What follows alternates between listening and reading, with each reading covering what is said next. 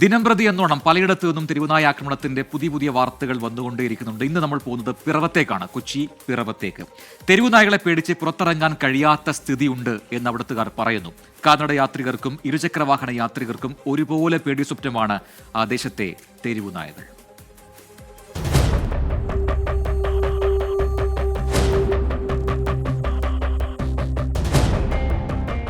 രാത്രിയും പകലും വ്യത്യാസമില്ലാതെ തെരുവുനായകൾ വിലസി നടക്കുകയാണ് പിറവം നഗരസഭയിലാകെ. എല്ലാ ദിവസവും ഒരാളെയെങ്കിലും കടിച്ചില്ലെങ്കിൽ സമാധാനമാകില്ല എന്ന രീതിയിലാണ് പിറവത്ത് തെരുവുനായകൾ വിലസുന്നത്. കടികൊള്ളുന്ന നാട്ടുകാർ ആശുപത്രിയിൽ പോയി കുത്തിവെപ്പെടുക്കുന്നതല്ലാതെ ഒന്നും നടക്കുന്നില്ലെന്നാണ് നാട്ടുകാരുടെ പരാതി. ഏറ്റവും അവസാനം പാലച്ചുവട് ക്ഷീരസംഘത്തിന് സമീപം വെച്ച് 75 വയസ്സുകാരനായ ജോർജിനാണ് നായക്കൂട്ടത്തിന്റെ കടിയേറ്റത്.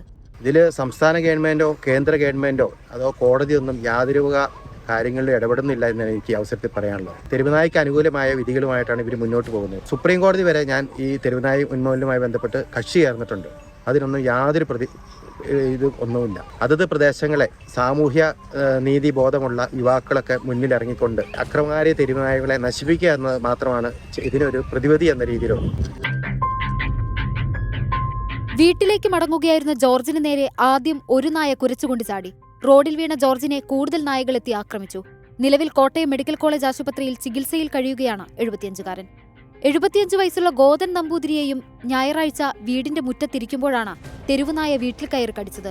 വീടിനുള്ളിൽ നിന്ന് ആളുകൾ ഓടി വന്നാണ് നായകളെ ഓടിച്ചത്. മൂവാറ്റുപുഴ താലൂക്ക് ആശുപത്രിയിൽ ഗോതൻ നമ്പൂതിരി ചികിത്സയിൽ കഴിയുകയാണ്. ഞാൻ ഈ മുറ്റത്തിങ്ങനെ നിൽക്കുന്നു, പുറകുന്ന ഒരു പട്ടി വന്ന് ചാടി എൻ്റെ തോളത്ത് കയറി എന്നെ കടിച്ചു.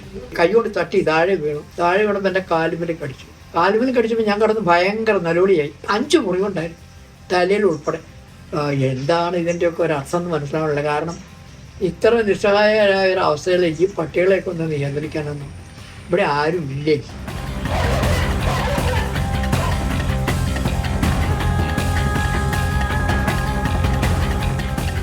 പാലച്ചുവട് കവലയിലൂടെ പോകുന്ന ഇരുചക്രവാഹന യാത്രക്കാരും നായകളെ കൊണ്ട് പൊറുതിമുട്ടിയിരിക്കുകയാണ്.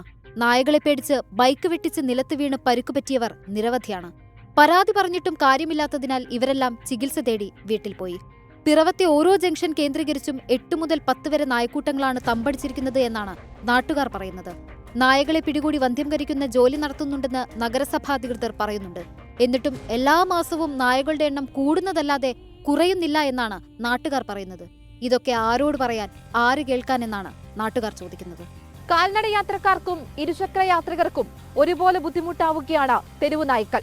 പലതവണ അധികൃതർക്ക് മുൻപിലേക്ക് വിഷയമെത്തിച്ചിട്ടും യാതൊരു പരിഹാരവും ഉണ്ടായിട്ടില്ല. കൊച്ചിയിൽ നിന്നും ആൻമരിയ സനി, 24. പൊതുജനം കഴുതയല്ല സാർ.